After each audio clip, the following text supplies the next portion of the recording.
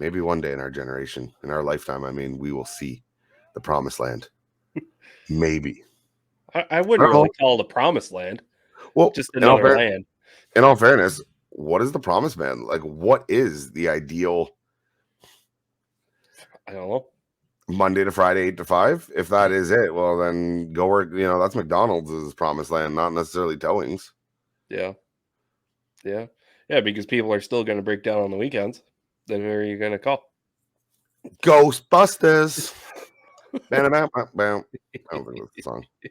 Pretty sure I just went to that Hillbilly Twang song, not Ghostbusters. Yeah, I don't know the tune to the Ghostbusters. Should try it. What do you think it is? Give it a whirl.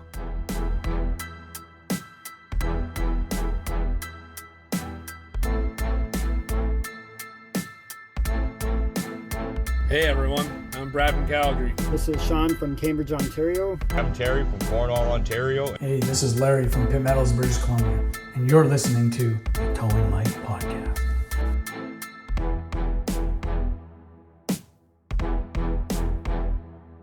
Well, let's get this show on the road here, Clevitz.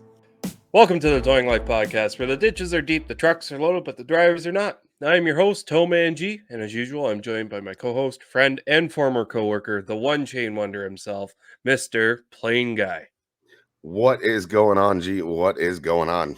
Oh, it's been a couple of days. I think I caught your cold over the last podcast because it hit me like a ton of bricks. That virus you caught through the computer was definitely not from this podcast. It was from those sketchy websites that I'm sure you visit on the regular. No.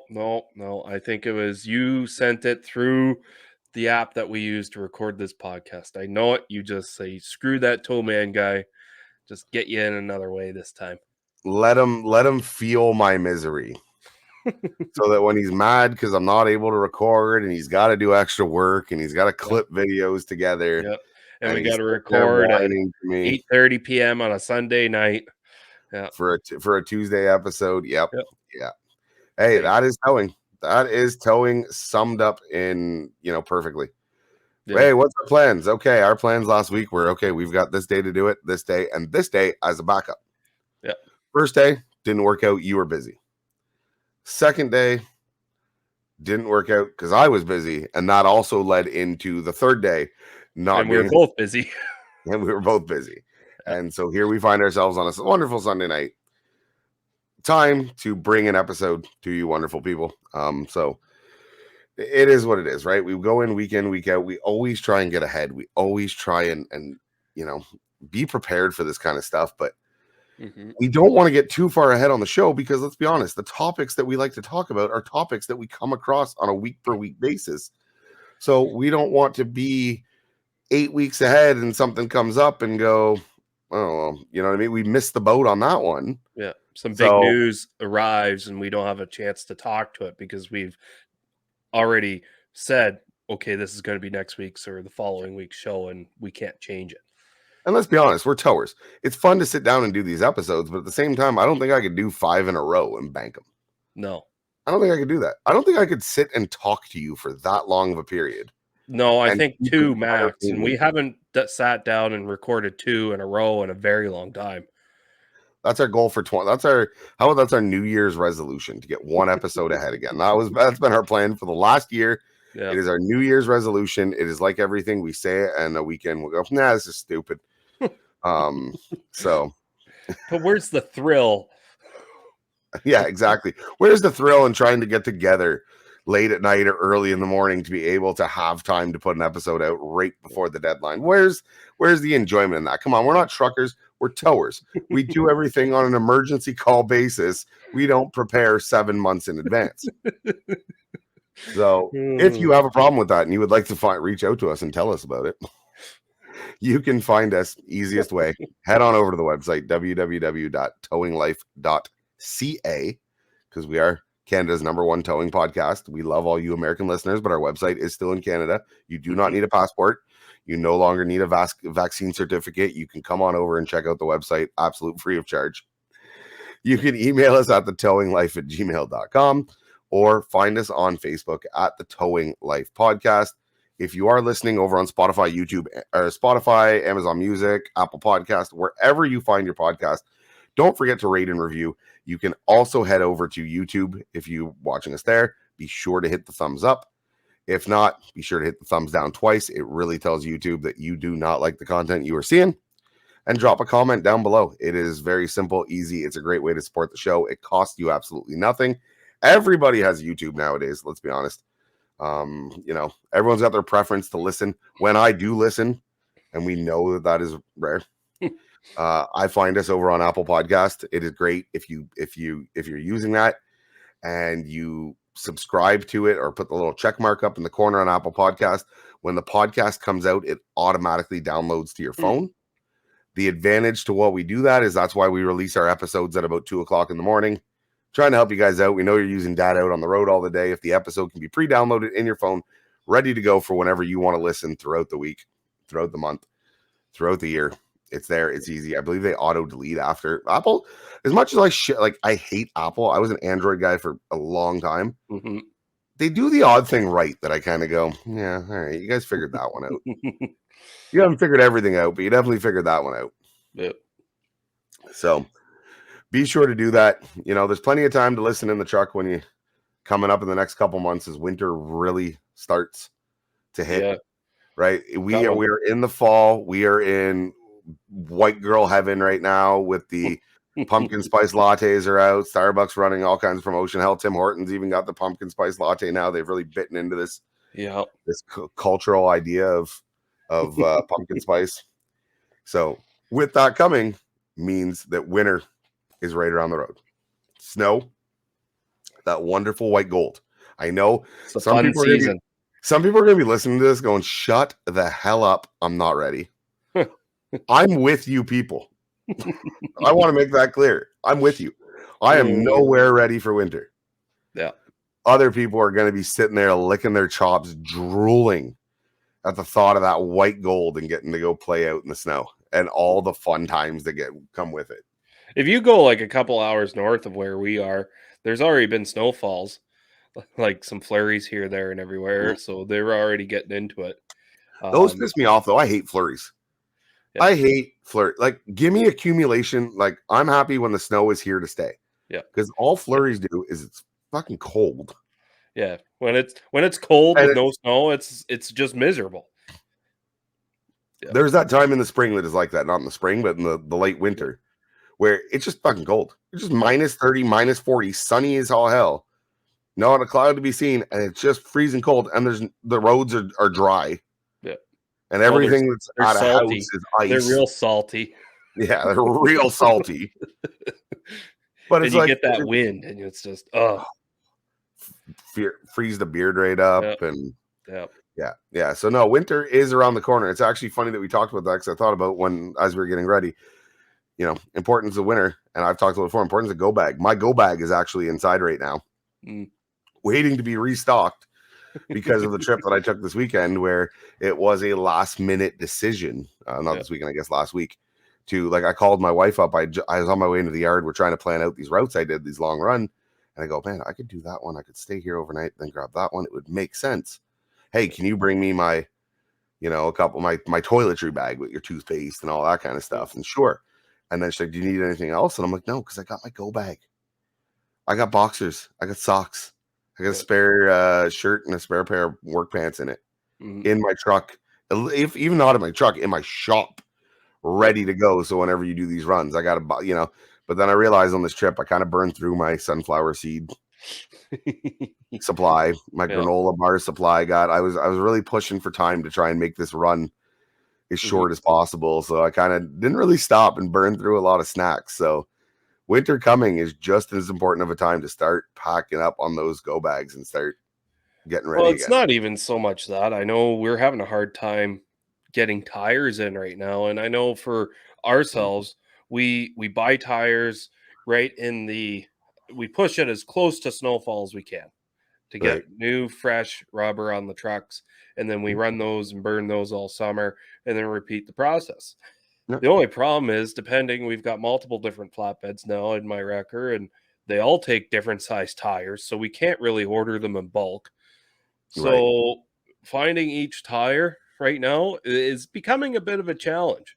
And that's not even so much on us, but It's more so like, okay, well, can I push these tires another month, or should I just bite the bullet and get them now? And by February, they're not as good, but they're still okay. Or will I even be able to find them in another month? They're available now, but are they going to be available in mid-November? If you're looking though, like if you're putting tires on now, it's not going to affect their performance by February. I'd be more worried that it would, like October to February, if you burn through a set of tires. But I mean, I would be more worried about you're moving up your replacement next year, and eventually you're going to get to the point where you're buying tires in January, and that's no good for nobody, right? Yeah, No. you're right. No, we're seeing shortages everywhere, or delays on ordering, or all this kind of stuff, delays on shipping. We're seeing all of that. I'm a big believer. We talk about rubber for the trucks. It's winter, or it's boot season time for me. Yeah. I normally wait till right before the winter time to, replace my work boots. I normally get a year out of a set. And mine now are starting to get a little, like, they're still fine. They got that, that rip at the heel on the inside when you try and slide them off. Yeah. They got the treads got some weird shaving on them from, I don't know why the heels are all worn out of them. Kicking? But the donkey kick things? Yeah, not enough to do that. Not enough to do that. But so yeah, wintertime. And hey, fresh boots, they're sealed, good time to waterproof them. Like you're ready to go, and you got dry feet for the winter. So we're really, like, this is the time. If you don't start thinking about it now, you're get gonna those get Scotch blocks back in the truck if you got them. And that's a little depending early if you to put the carry an Scotch extra block on. Yeah, but this is all the things that you might want to put in a pile in the shop and get ready for each truck, right? Pull them out of the rafter, get them out of storage if you got a sea can. Paint them if they're due to, need a touch up, make sure there's nothing broken on them. Check the chains Now is a over good on them. time to be buying new recovery straps because you used them all winter. They probably got some frays in them. You might as well replace them now, so at least they're good when you do have to start pulling. Yeah, no, all that stuff is the stuff you want. Yeah, like ordering the parts and getting everything ready for the winter and getting prepped. Yes, it's a little early to throw the Scotch blocks onto the truck. I think I got another month before I got to put those on. But no, you're right. Get them down, get them painted, get them cleaned up, get them do that maintenance on it. It's gonna save you when all of a sudden, the last thing you want, heck, guys, we see the public. You've seen it before. The public gets caught out in the first snowfall. Yeah. The last thing you want to be is a towing company that got caught out in that first snowfall, right? Because you will look like a donkey if, you know what I mean, your tires are still worn, you're sliding all over the place. Like, we are supposed to elevate and be the professionals when it comes to the roadways and clearing them. We do not need to be the guy that, shit, I forgot to put my winter tires on too, and we're going down the road sideways. I think it's pretty bad for us, but I think it's actually a little bit worse if you're like a plower, like a snow plower, and you don't have your blade on or anything, or a salter put in the back. So we don't have it quite as rough as some people for not being prepared in time, but we're pretty up there, I think. I'm curious to what they're going to have, because we're seeing worker shortages everywhere, right? The towing industry, the restaurant industry. And we know, especially I'm talking those highway plow guys, those contracted plow. I'm not talking about your grocery store parking lot guys. No offense. I know that's what you did for a while on that, but I'm talking about your contracted to, in our case, MTO. They've had a hard time finding guys already. And now the way this year is gone, you'd be curious to see what's going to happen, because they're I don't want to call them I don't want to say they're incompetence, but their inability to effectively maintain the highways changes our revenue model for that season. Yeah, but it's true. Yep. I don't want to see, no plows out and anyone getting hurt, but it does. Yep. Right? If the plows, I don't know about you, but you hear the cops all the time telling them, like, hey, where's the plow? Well, they'll get there when they get there. This was last year where we weren't in the same situation we were this year. I mean, I think they were still having a hard time, but their inability to clear that highway effectively ultimately has an effect. And the same with the city streets, same with everything has an effect on what our call volume is going to be for that season. Yeah, you really see that, and the highway plows and even the regional guys who do parking lots and things, because I don't know how many times I pull people off of like the concrete little blocks that you normally bump your tires up into. What are they I called? do those in the summer. Jersey, I'm not really Jersey barriers, parking blocks, I No, guess. yeah, the parking blocks. People Yeah. get hung up on those because they can't see the snow. You think insurance is a bad thing in our industry? You should see what the plow guys Oh, are actually dealing with now. oh, there's a hundred, Oh, I was stories talking of to one plow of my guys in our buddies business. who owns his own plow company, and apparently they do their insurance by revenue. If you make $10,000 a month, that's what they're charging you on insurance, like a percentage on top. It's a weird structure. I Very have weird. never heard of that. I would like to know more because I've I will never heard of get you in insurance company. contact with the guy. He could talk for Absolutely. hours. Yeah. I'm going to pass him on to people that are much smarter than me on that department. And then I'm going to get the Coles notes after to bring back to the show. But I've never heard of insurance based on a revenue percentage, Yeah, which would be, whew, it's weird. that's an But I incentive to think work. that has I'm pretty something to sure do the with like government already does that to us. I don't need the insurance companies basing how much I'm going to pay off of how much I make too. But that's the problem. There's very few insurance companies that will insure Yeah. plow companies around here, so they could pretty much charge whatever they want.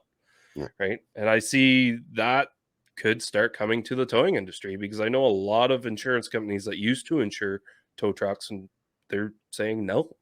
It's not a basic car or truck. We don't want it. It's too much risk and too much Yeah, it's high. liability. It's a high risk industry, Yep. even though we're one of the few industries that were, a lot of times don't want to make claims or won't make claims and pay out of pocket, Yep.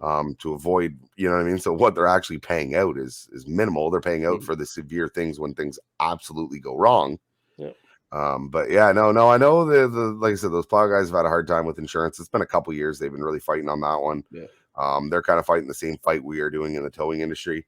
So hopefully they figure it out. If they don't, we will be there to continue to remove cars from these parking lots that they can't get to. But no, those parking blocks, man, people drive up in those parking blocks in the summertime. Oh yeah. So it does not surprise me. I can see it increasing in the wintertime because I mean, if you can do it in the dry, in the dry when you can see the damn thing, you didn't feel that? Well, I did, and then I panicked and I hit the gas, and it's like, well, that didn't do I anybody thought any I'd good. just drive right over it. No. Yeah, sorry, your Toyota Yaris does not clear a foot parking block. Yeah, your puddle jumper doesn't jump any puddles. I'm sorry. What's your favorite job from the winter? What's your favorite? If you can, I know like you've been around enough winters now that they all kind of mesh all into one big kerfluffle of work. But if you had to pick, if you can remember one winter job, what would it be? One winter job. Oh, I'm gonna have to think about that. Do you know yours off the top of your head? I know that's the first one that came to my head. I was trying to think of a bunch of them, but this one was more. It was about the November. It was right at the beginning of winter, and we did a B train tanker rolled over into the median, and this night sucked. It rained, it snowed, it dropped below freezing, then it warmed up and it rained again, then it snowed again. Then it was just it was one of those weather.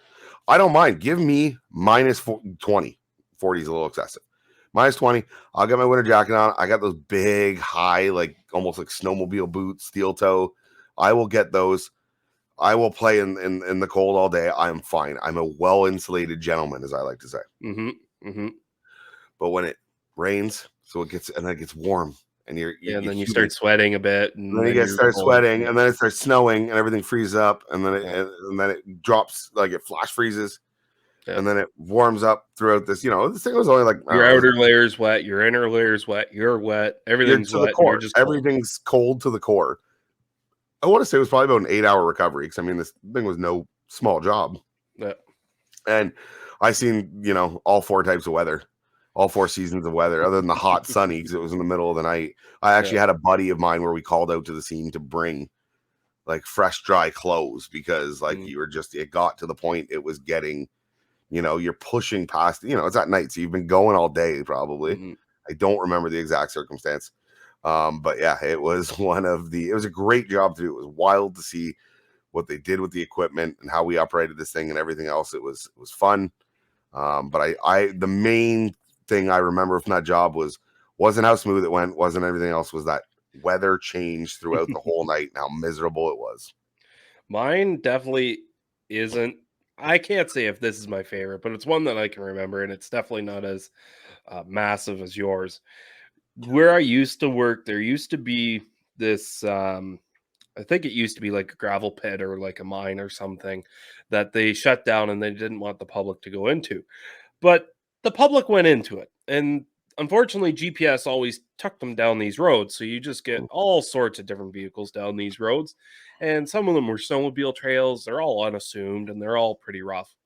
And the company that I worked for at the time only had 2-wheel drive trucks. And it was later at night. I can't remember what month it was, but there was snow on the ground, and that's all that really matters in this story.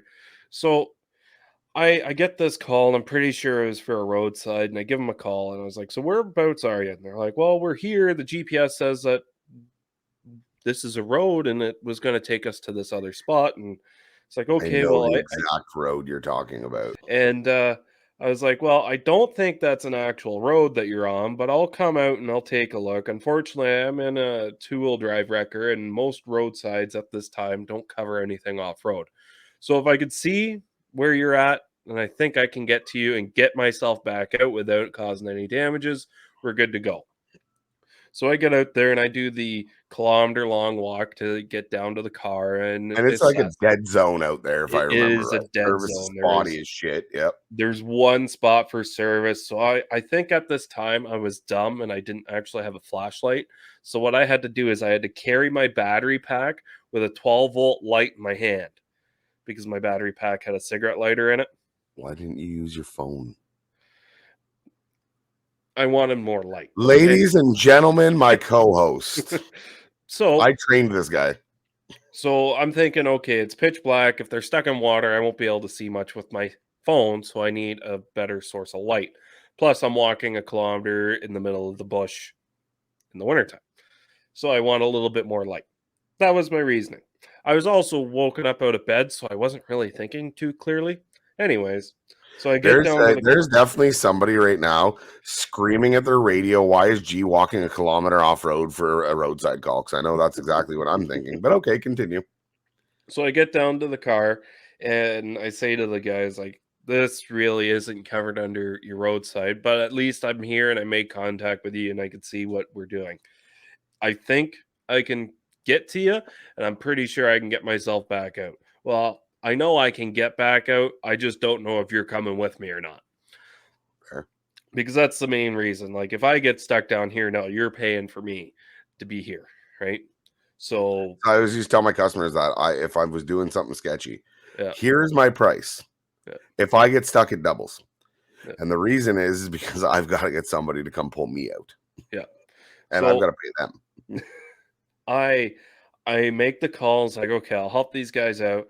I can't remember. We agreed on some money changing hands, and I walk all the way back up to my truck, and now I got to back down this downhill section in the snow, and I get down to the car after driving in reverse with my arm out the window and looking behind me because you can't see anything out of your mirrors when it's snowing and blowing. And I get down there and I get the car out, and I was like, okay, now it's easy for me to get out because I can drive, but you're backing out all this way and you better not get stuck again. Right. Because they're nosed in. They're nosed in, and now they got to drive no through my room to dually turn around. tracks. Yeah. And it was like a van. It was like an older Dodge Caravan, so it wasn't super great. And the chick was originally driving, and the guy hopped in the driver's seat because he thought he was a better driver. He ended up having to like take 6 different runs at it to try to get back out because he would go up so far and then get off to the side and pull back forward and do it again. It was hilarious to watch in the rear view mirror. And this whole time, the ass end of my truck's going from left to right, and I'm just trying to keep my momentum up while keeping in mind the distance for how much winch cable I have if they do get stuck. If Right. pull them back up to my trying to truck. space them a little bit out to make sure. So it was probably about an hour and a half of playing around in the bush in the snow. And to be honest with you, that 2-wheel drive truck, I took more places in that than I would take my 4-wheel drive wrecker in now. Like, Yeah. I hardly ever got stuck in that 2-wheel drive. It was a GMC 1-ton Denali, or it wasn't a Denali, but it was I think it was 2015. But beautiful truck. It went through everything, and yeah. Are you talking about truck 9 you thought was a 2015? No, 8. Yeah, no, pretty sure Truck they 8. were. No, I don't think they were that new. I No, thought, Truck oh, no, I thought 9 they was were, a 2008. Truck 8 I think they were was both a 2015. 09s. No, they weren't. No, they were same age, those two trucks. No, it was Truck 4 and Truck 9 that were the 08s. Oh, truck There 8 you was 15. You're right. Yep, my bad. No, I remember the trucks now. Sorry, so many unit numbers over the years. It's hard to remember which one's which. Yeah.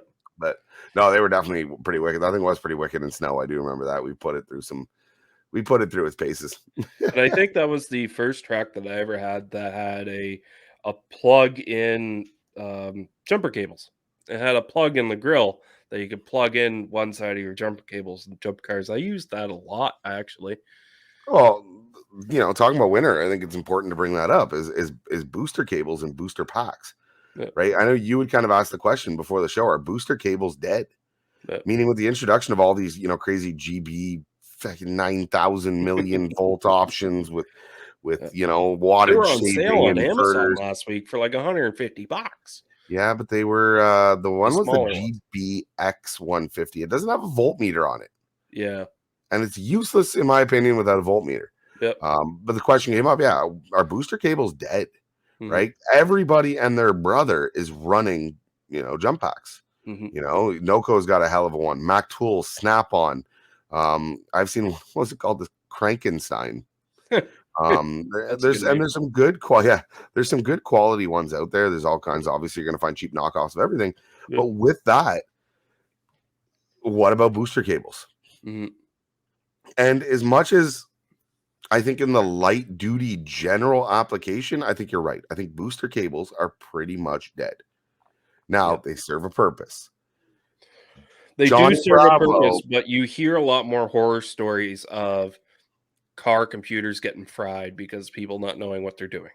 Well, that's people being stupid. And I mean, in all fairness, I'm pretty sure you could fry one if you hook your Noco up backwards and overwrite the surge protector on it, like so the Noco booster packs, for anyone that has one at home, requires, and I think there's a couple other options that have this, that when you put the cables on and you turn it on, it requires voltage to sense polarity to tell you if you have the polarities reversed. And it'll beep at you and it won't do anything. I don't think it beeps at you, but I think the light comes on and says, nah, hey, dum-dum, this isn't allowed. Mm. So what happens is you run into a dead battery that has zero voltage because someone left the light on, trunk open, whatever the case may be.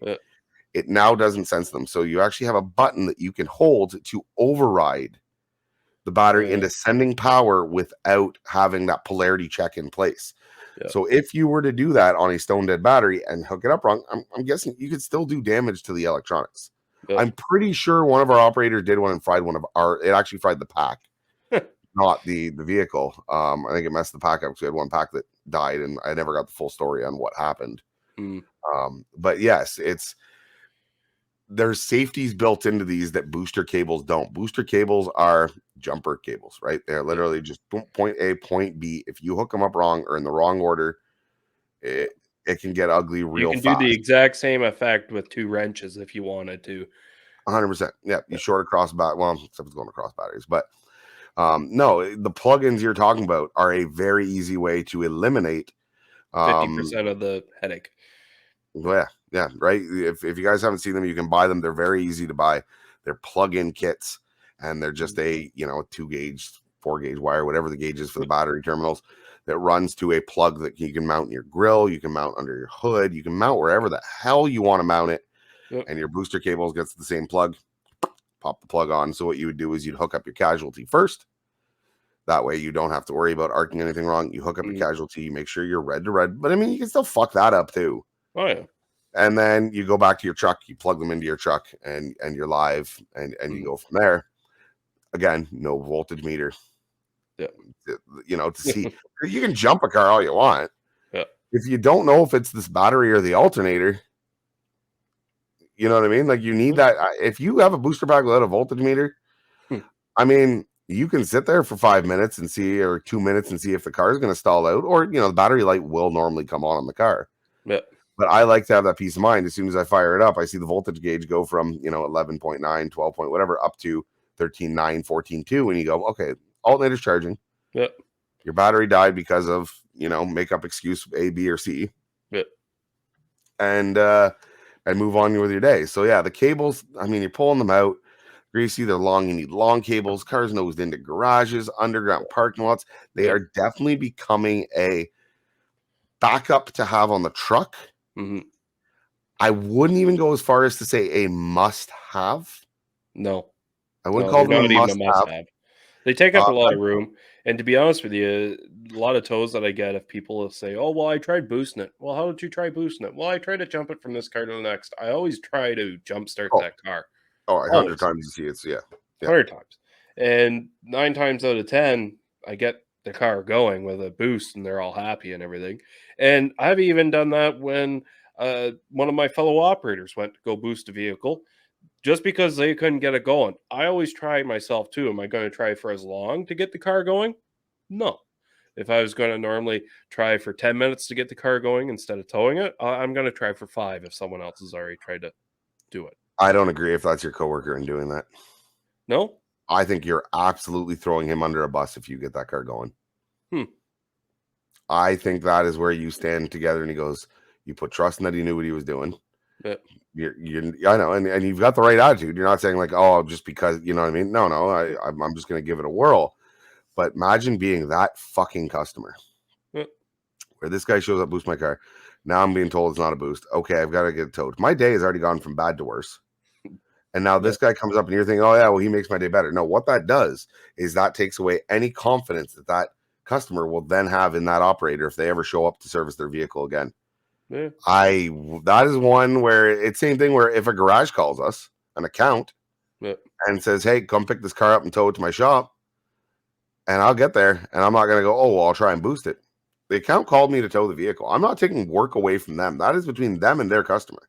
Mm-hmm. Certain accounts that we have and certain relationships that we have, I've done that before where I called them up without the customer around. And I said, hey, look, it looks like it's just a boost. Like, you know, I'm pretty confident in this. Again, we've run into these situations enough, right? And the customer might not have explained it well to the garage. And I'm like, pretty sure it's just a boost. What do you want me to do? If you want me to tow it down to you, I'm going to tow it down to you. I'm not even going to try and boost it because at the end of the day, you're my customer. You have called me out to perform a job. So that's different. But to, you know, one of your employees had shown up and then you go and you just throw them on. That's a bad look on the company, in my opinion. I don't know. I feel like we didn't charge him the first time, right? Obviously, if the operator that went out to boost him couldn't tow the vehicle at the same time for if he was loaded or he just couldn't tow that specific vehicle for whatever reason, and I show up and I can get it going, I'm still only charging him a service fee. I've done that a couple of times and they've always been very happy and very pleasant with me. And I said, it could just be my other operator's pack was a little on the low side. I'll let them know. We'll get that fixed up so it shouldn't happen again. Right? Well, of course, they're going to be pleasant with you. Their problem isn't with you. Yeah. But like I said, you think when that operator shows up the next time and there's a tricky situation that they've got to explain to the customer, whether it be, you know, how you get those customers, are you sure you can tow this? Are you sure you can do this? You know, you gotta put confidence in the fact that you can get this job done for them. If that operator shows up, they've got zero confidence in them. Yeah. Right? We're just towing that vehicle and then finding out that, you know, Hyundais are terrible for having to sit on them for a while. There was a certain year of Hyundais that you had to, you know, they had that little block under the hood, if anyone knows what I'm talking about, where little, you know, with fuses and whatnot, and you try and boost those things, you had to sit on them for like 30 minutes. It was a pain in the dick. Yeah. But no, and as for your customer, you didn't charge them the first time. Great. But like, how long are we talking? You were there 5 minutes later? No, you're probably there an hour and a half later. Yeah. You're still costing them time on a job that could have been done. Me as a consumer, I'd hate that. Yeah. If they came in and said, you know, no, I can't do this, you know, it's not that, it needs to get towed, and then the guy comes and goes, no, it doesn't, I would sit there and go, then what the hell was the first guy talking about? And why wasn't I on the road then? It's still better than me towing it to the shop and the shop saying, oh, it was just a boost. And now 2 tow truck guys have showed up and they can't figure out that it's just a boost. And it's like, I called you for a boost in the first place, and none of you from either one of your company could have got my car going. But it could. Hey, we've seen it where it could be a boost. They don't go with the boost. Like I said, these Hyundais. Yeah. You're not the bad guy. The shop can spin that however they want. And I get your concern. I get what you're saying. The shop could do that, and then it looks like you. But at the same time, you called me for a boost. I sat here. We did a boost. We went through, whatever procedure we do for the boost. It didn't take. What would you like to do? I'd like to get it towed. Cool. We're going to tow it. I'm not saying it's not a boost. I'm not saying it's not something with your battery or your electrical system. I'm just saying this vehicle won't take a boost. Not this vehicle won't take a boost. Oh, yes, it was. That idiot didn't know what he was talking about. All right? Like, I don't know. And there's different views on it. I'm not, I'm not saying I'm right and you're wrong. The other. Yeah, that's my view on it. That would be if one of my drivers had already attended, I'm not going to sit there and throw him under a bus by, doing the job that he should have been able to do in the first place and in my opinion, making him look stupid. But if you're listening to this, let us know. Anyway, you can reach out to us. Are you try to get it going regardless, or would you stand with your other operator and just follow him blindly? Yeah, so Team PlainGuy or Team TowManG. It's very simple. I wish Facebook, I believe, got rid of our ability to do polls whenever you're a page, which is the worst thing ever. Zuckerberg, I hate you. I think we need 1,000 subscribers on YouTube to be able to do polls. So if anyone's listening, create like 800 fake YouTube accounts and just get them all to subscribe, and we can start doing polls. And we can start doing polls on the video, and we can see where you stand with Team PlainGuy. Unfortunately, if you do that, we're still only going to have like 200-300 votes on it because the other 800 are just fake accounts. But hey, well, whoever has those accounts though will be able to really sway the vote. Yeah. He will be like Toronto in the elections, and just be able to control what happens across the whole board. No, it's like Ontario in the federal elections. Worst case, Ontario. Yeah, worst case Ontario. So before we do get going, because we are starting to run out near the end of our episode. This is the YouTube portion of our show. If you're listening, it might not be as funny or as entertaining. So we have a video here that we want to play. We've been working hard week after week to bring some of the stupid and, learning experiences. Let's take somebody else's mistake, which this is pretty fairly a mistake, and let's all learn together from it as a group. So I don't know where this video came from. It was posted about a year ago. Some of you may have already seen it, but it is a gentleman or lady. It's an operator doing a recovery on a highway off-ramp service road that is elevated from the main highway interstate freeway. I don't know what the difference between, I kind of know what an interstate and a freeway is. I guess one connects states, but anyways, regardless, it's a highway. There is actually some interstates that don't travel in between states. No. Yeah. So anyways, they are doing a rollover recovery. Everything looks good on the technique, except where they place the wood blocks. And the vehicle, when it rolls and lands, decides to roll away into live traffic across lanes. Yeah, the car was missing, dodging, and it was really weird how the wheels turned on the car. But I'll sound to it. But dodging and weaving traffic as it goes. I hope you wanted to play Frogger on that day. Oh my God! How badly could this have ended? Yeah. How badly could that have gone? And what you see at the beginning, and I'm going to pause it right there. And I don't know if you can see G, because we see, I don't know if the recording sees the banner, but you can see the block by what would be the left tire. Oh, yeah, right there. Actually, the right front tire. Do you see how that block is positioned? Yeah, it's positioned too far forward, and it's not turned sideways to like catch it. So what it did is it looks like the tire's going to land on it. Yeah, the tire's going to land on it. A ramp for rolling off of it. Yeah. And, I don't know if they assume the curb behind it would be the safety to stop it on the other side. I don't know if there is a curb. I think there. Yeah, there's a curb, and it goes right over it. Yeah. I mean, it takes the car, it takes the chains, it takes the, the phone call you have to make after that incident. Yeah. You're just walking away from the truck then because you're fired.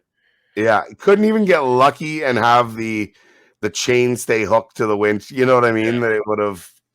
Yeah. Oh yeah. And to be, the funny part is the guy recording it. Like, there's no panic. No. Which, I mean, what are you gonna do? You're not gonna panic and chase his car down the highway. Like, you're just gonna die too. Yeah. But it's just shit. And There's the 92 Honda Civics that I pick on. Nothing's like an 05, but yes, importance of, I checking wish the wheels. videos, whenever someone records like this, they never record long enough. Yeah, Because, I agree. did it go through the center median? Did it No, go I think into there's the a other barrier. traffic? I think there's a barrier that it, like you watch that traffic. That traffic's moving. Yeah. Like this, and it looks like he's, like I said, on a ramp, but no, there's a center barrier. There's a Jersey barrier between the two lanes. Yep, there is. So I'm guessing that's where it came to its final resting spot. And it just bounced and stopped in lane 1 of the highway. Or a paved shoulder, whatever they have over there. But that guy is definitely, or that operator is definitely having a bad day. Just imagine who's all standing there unseen with him. Right, Probably the the owner of the police are there, car, the fire maybe the police department. department. Yeah, like I couldn't be in that position. I would probably just die right then and there. If that happened to me, I'd training is important. Yeah. We cannot stress that enough. So all of us listening, watching, because if you're listening, you didn't really get a chance to see the video, head over to the Facebook page. I'll throw it up as one of the clips this week, as I always normally do with our videos, to give everyone a fair shot. You can find us at the Towing Life Podcast on Facebook. Let's all take an opportunity to learn from someone else's mistakes. Yes. On that note, it has been a great time, G. It is nice to see you. I hope you feel better soon. Likewise. God knows there's a lot of work to do. And God knows we couldn't do it without you. Thanks. So on behalf of myself, my wonderful co-host, Mr. TowManG, thanks for coming, and we'll see you again next week. Take care. Toodles.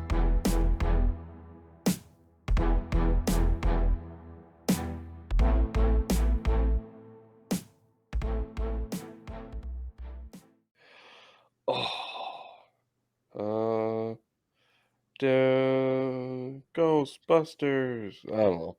I couldn't tell you. I really couldn't tell you. I know it's Ghostbusters, and that's about it. That's it. You got the main part of it. That's all that matters. Yeah. Who are you gonna call? Ghostbusters. That's about it. Okay. We can't do it too good, or else we'll get copyrighted. Yeah. That's my excuse, and I'm sticking to it. Okay.